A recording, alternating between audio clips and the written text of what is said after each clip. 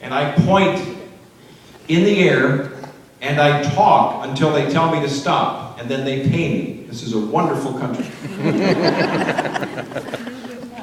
But I stand in front of a green screen, and I watch myself on the monitor in the front, and I watch myself on monitors off to each side. So now the trick is, I, a human being, have to connect with technology by pointing and looking. So when I'm saying these storms dot the landscape and I'm pointing at them, they're not there. I'm watching myself on TV pointing. Now it gets even trickier. Now in my left hand I had a button that you can't really see. It's like a little garage door opener. And I'm pushing that button while I'm pointing at the map to make it do things. Remember when it flipped and you saw how tall the thunderstorm was? And where the hail was coming from?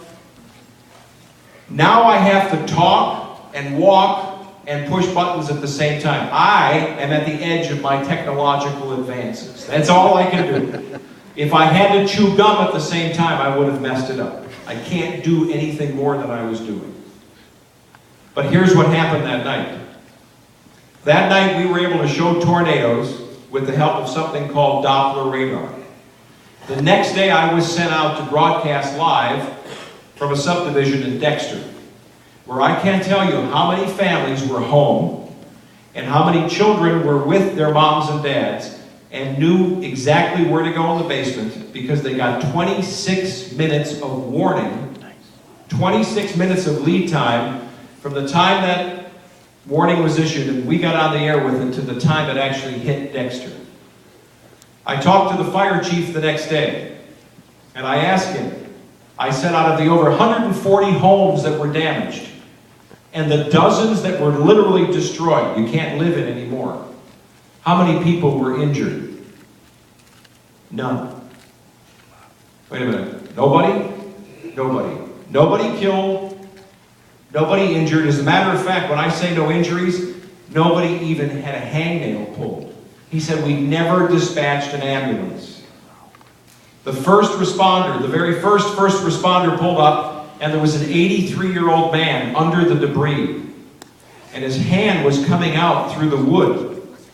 He'd been blown out of his house, and these pieces of lumber were laying on him. And the police officer ran up and grabbed him by the hand and pulled him out of the mess. And he said, are you okay? And you band members will appreciate this. The first thing he said was, I'm fine. Where's my guitar case? He wanted his guitar, his favorite guitar, and they found it under the pile of debris. Not hurt, not scratched. Now, technology that day came together and helped save lives. Somebody had to invent that technology, not just me displaying stuff. That's cool all by itself.